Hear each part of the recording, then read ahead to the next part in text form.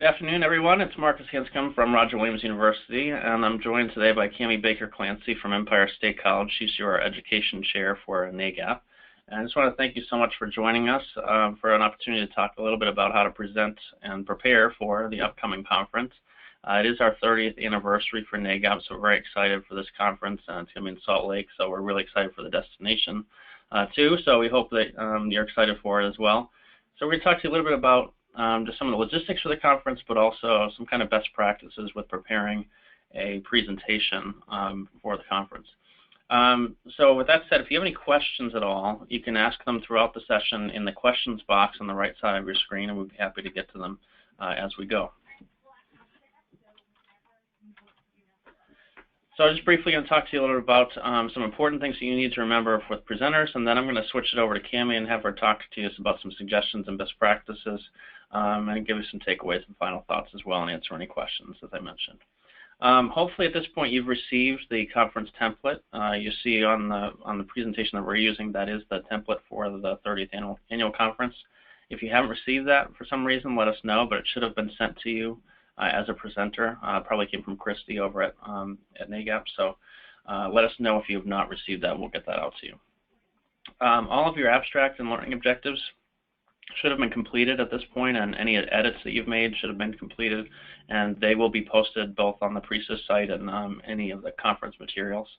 The April 12th is the final day to submit your PowerPoint presentation, and that's again on the PRESYS site, so you can log in right on the main NAGAP page to PRESYS and be able to update and upload your final PowerPoint. If you have any last-minute changes on your presentation, that certainly happens. So just bring your PowerPoint on a flash drive, or if you have it on cloud, which I tend to rely on cloud more than flash drives these days. Unfortunately, we don't have Wi-Fi in most of the rooms. There's internet for any presenters that have requested it during the proposal process. But other than that, we do not have internet available for you. So if you can, please bring your presentation, any updates on your presentation on a flash drive. We also, if you requested Wi-Fi or internet access for your presentation, you won't be able to access any video that's on a remote server or on the web. So make sure that you bring your video and have it natively loaded in your PowerPoint, and bring it on a USB as well, so that you can then reference that. Just one note of caution, that if you bring the video on a USB drive to your presentation, when you get in, make sure you open your presentation, get there a few minutes early, open your presentation, and make sure you save that video from your USB onto the computer locally, and make sure that your presentation references the local file and not the file from your home computer. So that's just something that might give you a hiccup if you don't pay attention to that. If you haven't already, make sure you register for the conference. I remember a few years ago when I was on the board, I showed up at the conference, and NAGAP folks said to me, "You know, you're not registered to be here, right?" So I had completely forgotten to register. So make sure you register to attend the conference and book your hotel room right away. I'm not sure where the hotel block is right now, but the hotels tend to book very quickly and fill up. So make sure if you haven't booked your hotel room, you do that right away. We're in a fantastic hotel there this year, so if you can get in on the conference hotel, I strongly recommend it. It's a really great location. That's where the Olympics, it was built for the Olympics when they were in Salt Lake City in the 90s, so it's a really beautiful place, and hope that you have an opportunity to stay there. So with that said, I'm going to pass it over to Cammie and have her talk to you about the theme and some more kind of best practices for your presentation. Thanks, Marcus. Hi, everyone. This year's theme is Measuring Success, Explore, Elevate, and Engage. And when you were completing your submissions for your sessions, we reinforce that within that process, because we really want to be able to show outcomes and the way people are measuring different programs and initiatives that they might be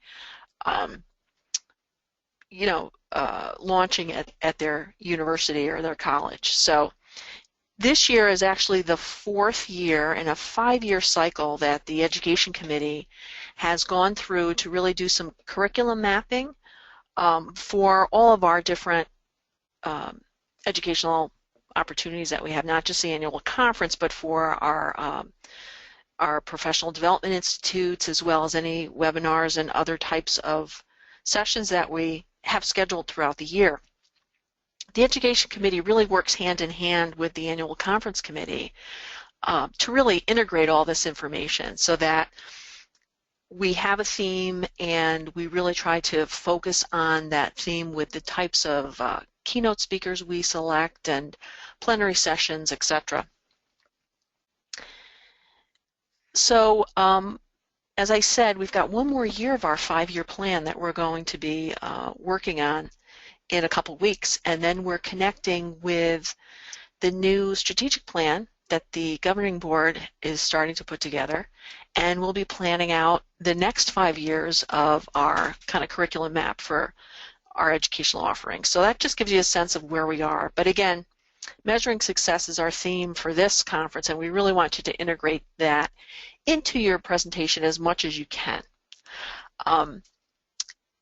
Elements of a successful presentation, some of these things we know are pretty much common sense type of things. And if you've worked in higher ed, like we all have for a long time, maybe some not as long as others, but really communication skills is a key element when you're working in higher ed, and especially if you're going to work in graduate enrollment management, where you are not only talking to prospective students, but you might be supervising staff, working with upper administration, as well as outside constituents that you might be working with. So some of the things that Marcus and I might talk about today are kind of obvious things, but sometimes we need a little refresher to keep this stuff in mind when we're putting together our final touches on our presentations. Now, we do have a way for you when it gets closer to the annual conference to be able to request a list of any of the individuals who might have already kind of RSVP'd, connected with your particular session, that they made an indication that they want to attend your session. So you might be able to then request that of Christy Ross at NAGAP to get that list ahead of time so that you can email the attendees. If you have articles or any kind of preparatory information that you want to send them, you'll be able to do that. So you don't have to do that, but it's a nice option, especially if you want to really kind of continue the dialogue about whatever you're going to be presenting at the conference. We emphasize that you do a quick introduction of your institution and organization details, plus the overview and agenda. Again, these are common sense types of things. We really want people to connect with the learning objectives. You want to have things that people feel are tangible, that they've come to your session, they actually have learned something, or have been provided some takeaways or assignments that they can bring back to the office and try to utilize. So it's really a good opportunity for you to look at your presentation and how are you going to tie those particular things in. Really provide, I think two of the most important things are providing opportunities for audiences to engage with you. And that's not just having your Q&A time frame within your session, but think about other ways that you might engage the audience. Sometimes it's easier to do in some settings rather than others, because if you have a smaller group of people, it's easier to engage them. Sometimes if you have a room full of 75 people, I think one time I did a session probably about 4 years ago, and I had 75 to 80 people in my session. It's harder when you have a large group like that to be able to create that level of engagement, but you can read your audience and see how you might incorporate some things into that to get them a little bit more engaged, so they're not just sitting there listening. And I think the last thing that I think is most important is providing extra resources. If you have articles or a bibliography of a text that you might be referencing or other types of things, or contact information, if you can provide those extra resources, I think that's a big plus for people, because again, when they come home from the conference, they have something tangible that they can then use if they're going to try to do a similar thing that you might be describing in your workshop. So you know, a similar initiative. And it's always good to have that kind of extra resources that are available. Marcus, you wanna? Thanks. So as I mentioned before in the previous slide about the quick introduction of your institution and details, really I think the most important things are, you know, what type of institution are you coming from? Are you a public or private institution?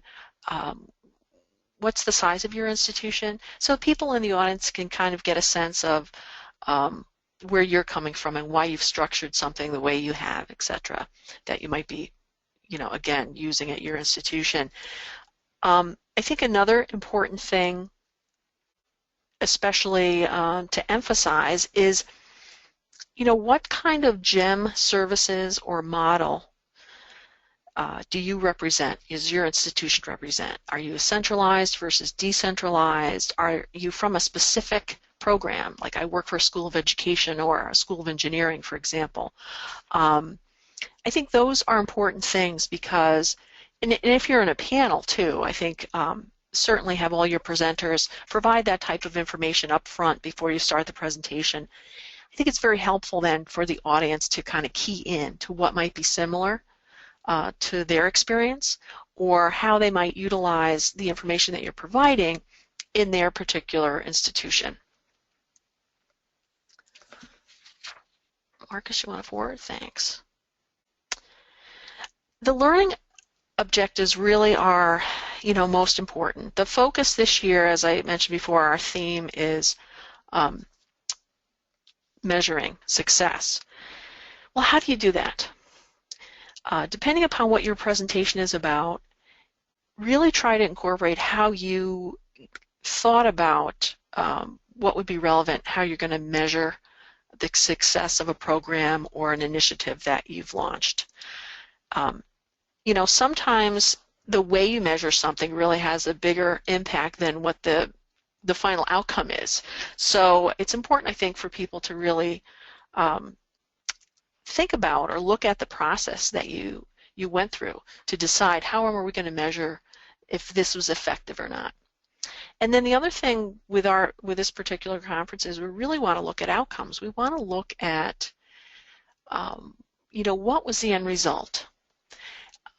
Sometimes it ends up being more about storytelling than anything else, but we're really trying to tie information in with research and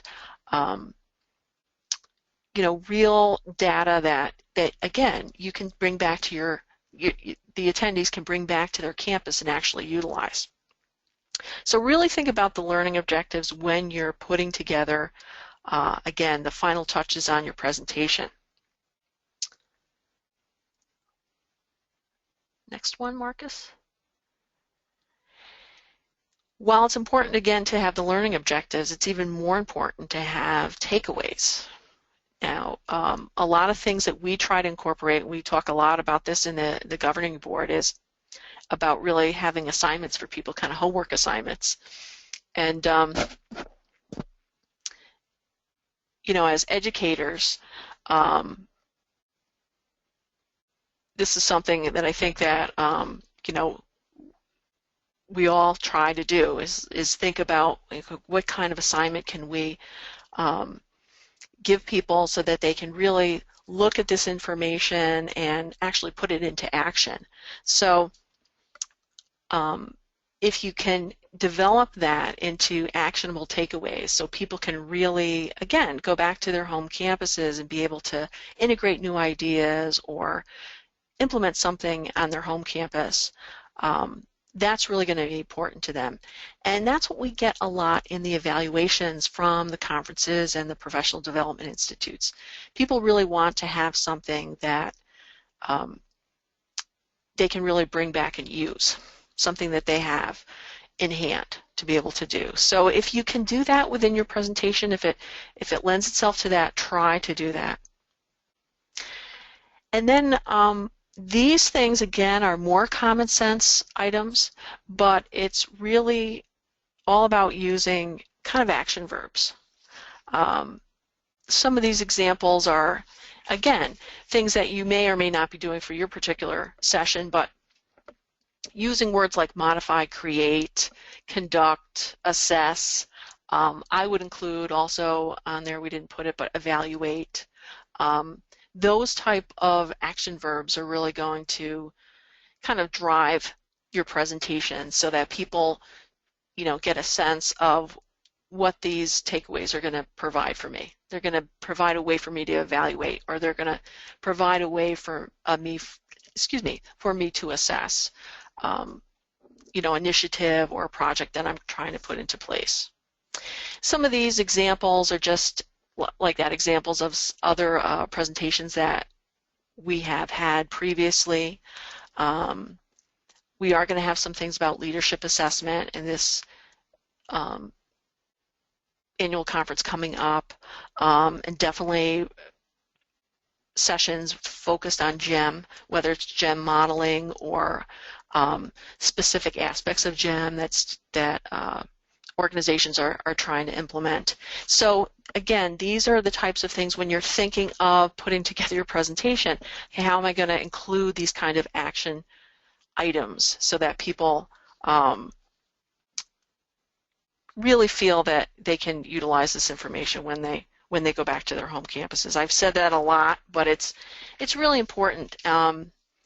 Over the last, I think we looked at evaluations over the last about 5 years, and that's the biggest thing. Again, I mentioned previously, people don't want to be talked at the whole time. They want to really feel like they're getting some information, they're getting some hard info to bring back to the campus, and especially now when our budgets are really tight.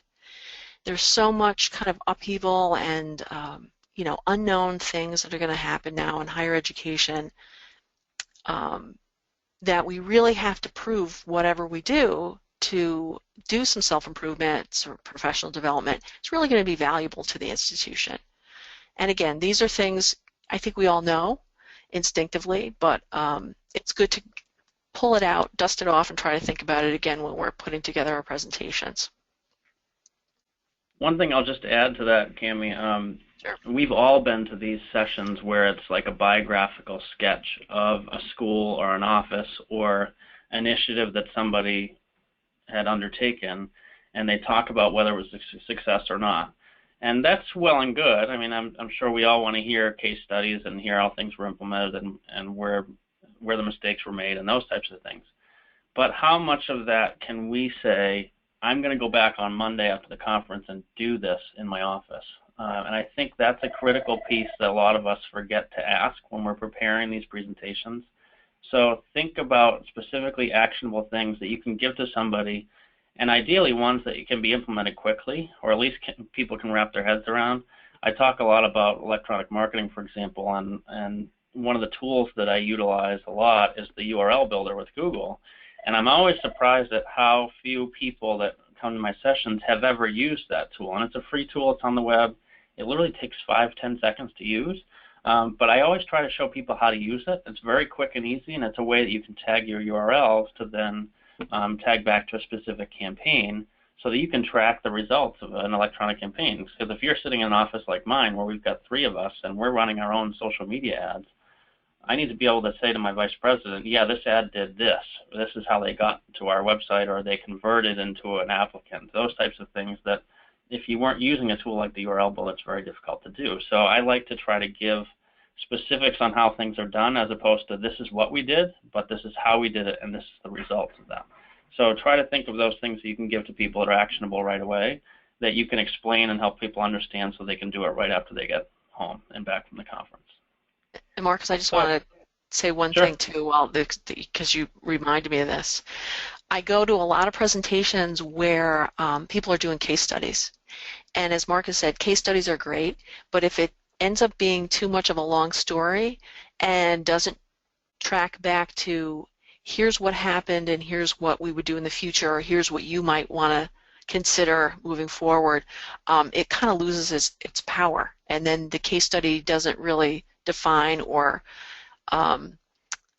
really focus on the point that you're trying to hit home to people. So I just throw that in there. Thanks, Cammie.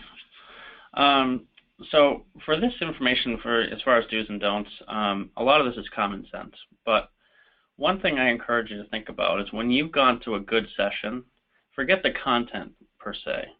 If you've been to a conference, many of us probably come away from a session and say that was really great. And if you think about why you thought it was great, 9 times out of 10, it probably wasn't all the content. It was likely the delivery, and it was engaging. I mean, when I think of the best presentations, I think of somebody that might have had a sense of humor, that related some personal stories, that made it feel like something we could connect with. It was content that we could connect with. So, for example, I was at a conference recently for Carnegie, and I was presenting on graduate marketing, and in the next room, we had an undergraduate presentation, and the gentleman in there was presenting had music on, and it was almost drowning out our whole room. And so what I said to the audience in my room was, oh, how typical, undergrad is drowning us out as usual.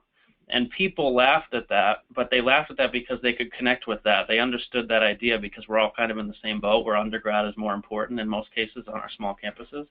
So if you can relate your material to people where they have that, same how we're marketing to our students, make it feel emotional for people, make them find a connection to what you're talking about, make them feel a need to be hearing about what you're there for.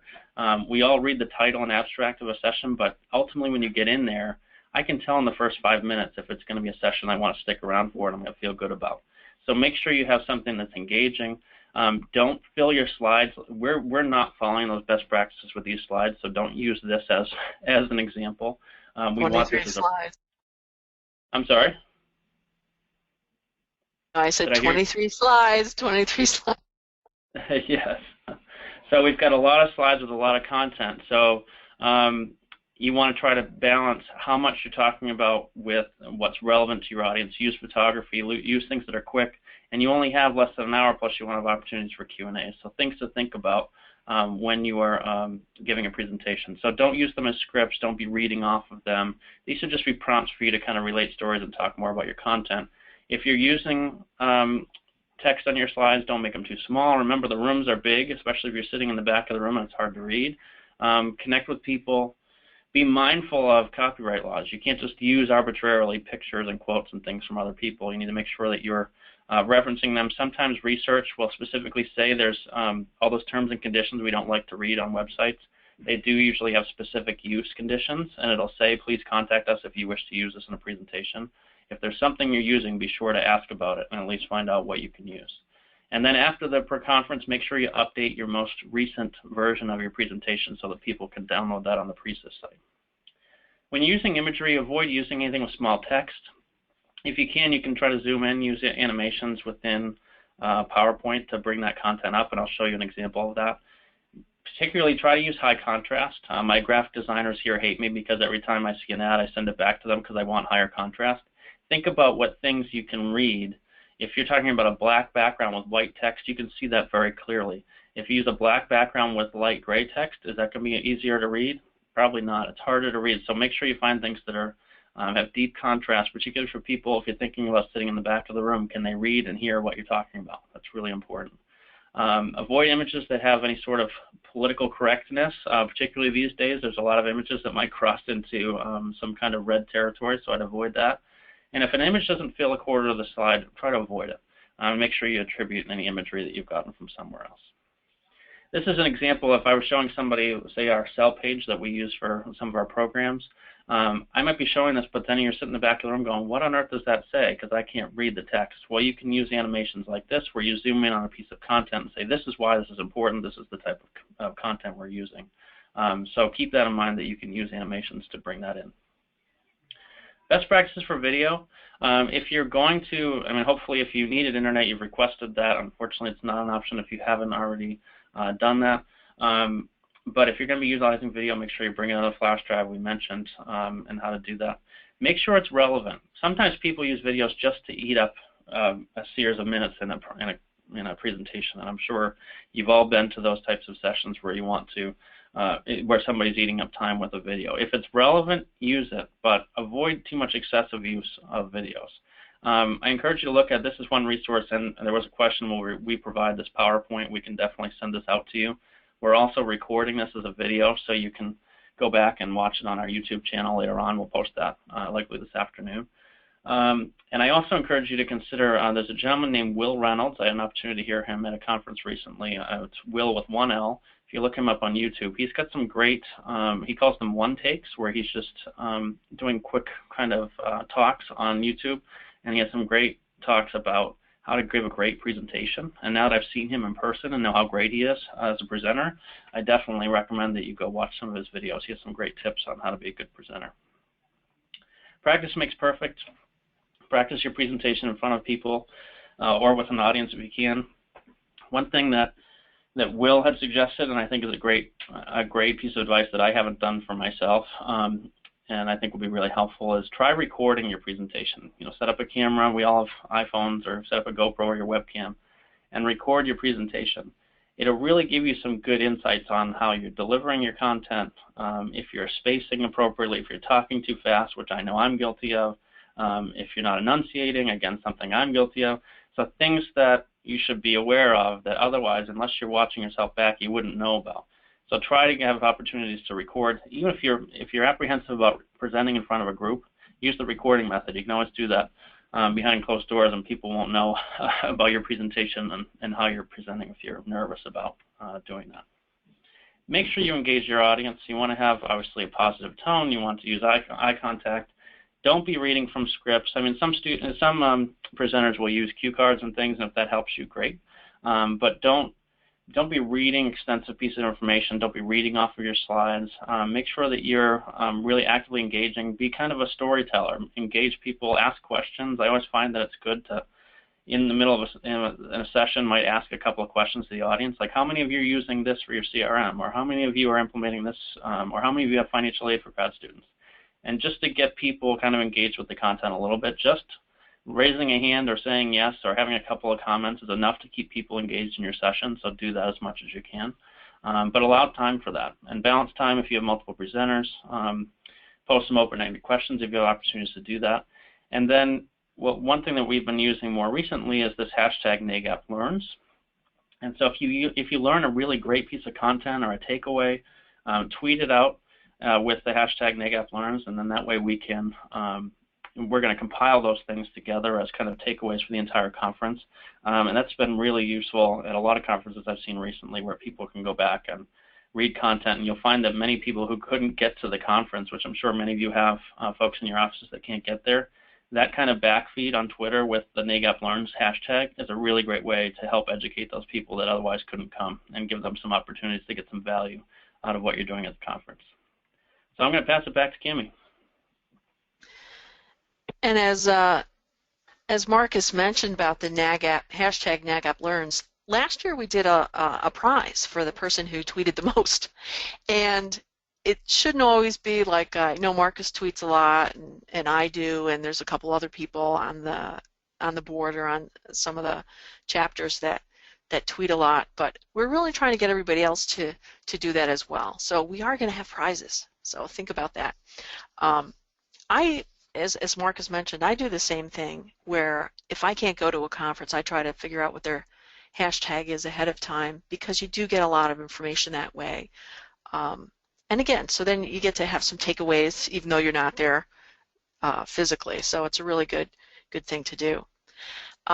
We do have a support system for you when you're presenting. Each session is going to be assigned a moderator and a recorder. And if you've done any sessions with NAGAP at the annual conference previously, you know that we have this kind of support system.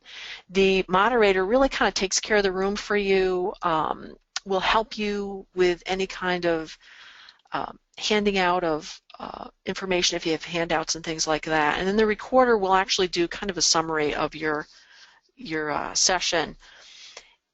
I talked about handouts.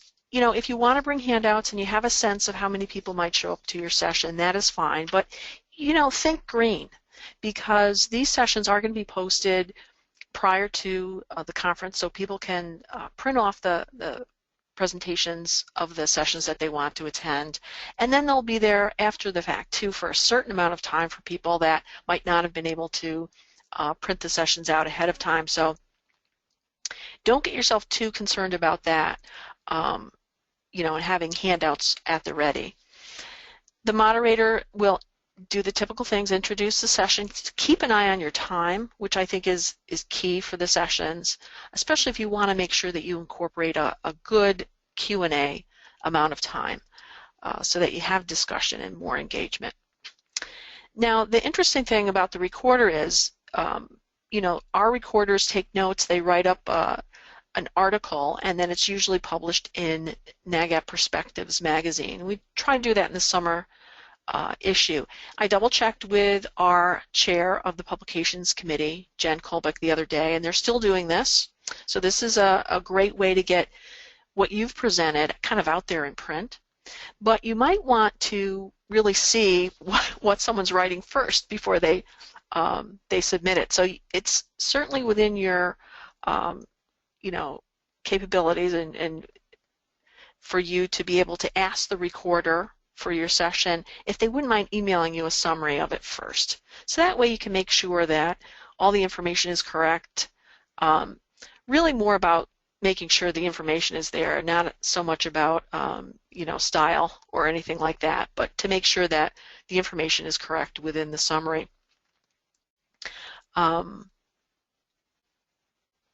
This, again, these summaries are going to be probably in the summer issue of NAGAP Perspectives magazine, which is, you know, right after the conference. So this is going to be a plus for you to have that kind of information out there.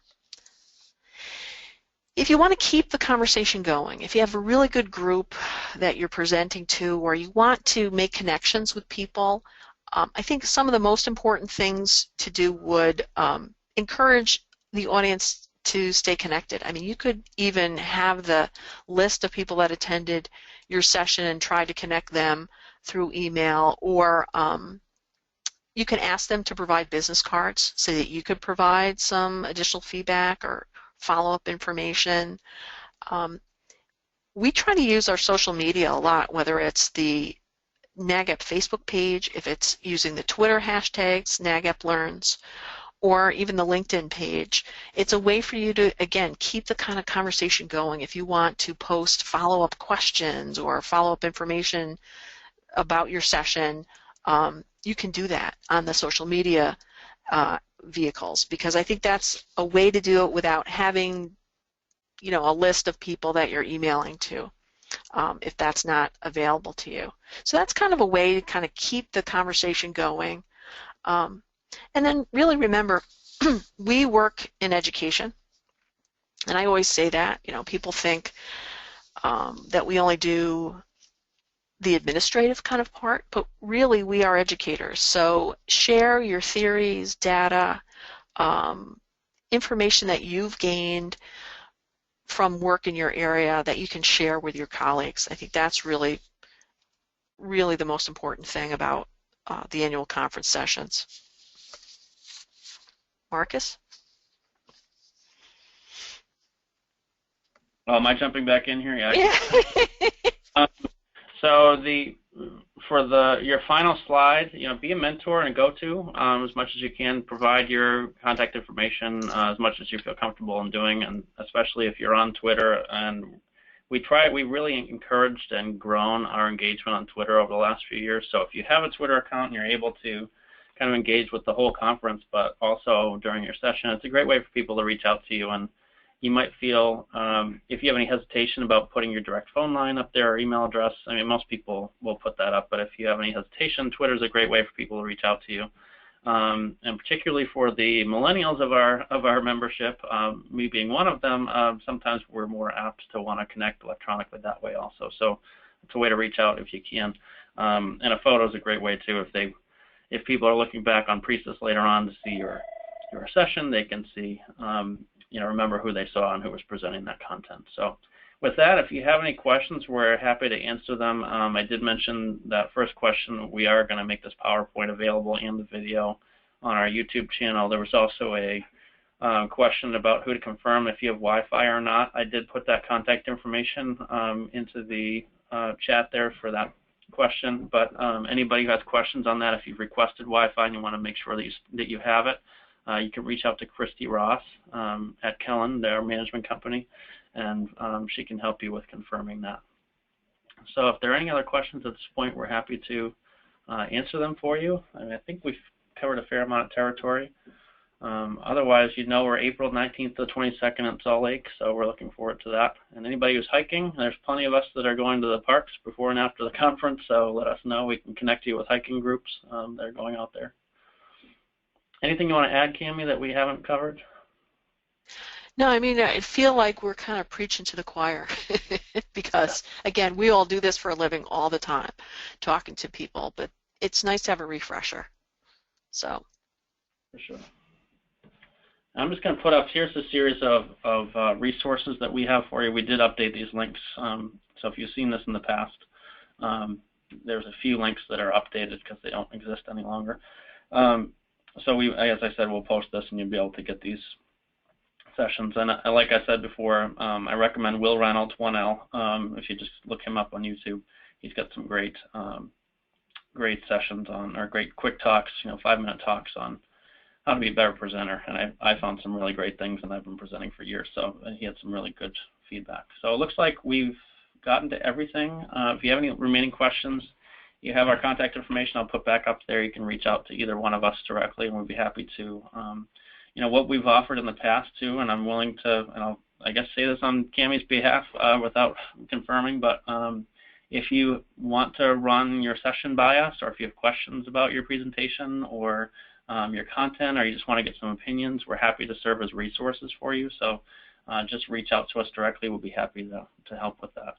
Otherwise, we look forward to seeing you in April. It's going to be a really great conference, and we appreciate you presenting. Really, our members and our presenters are the lifeblood of what we do, and being educators and providing this kind of best practice to each other is really valuable and a big part of what makes us successful. So thank you for all your contributions and continued contributions to NAGAP. We look forward to seeing you in April.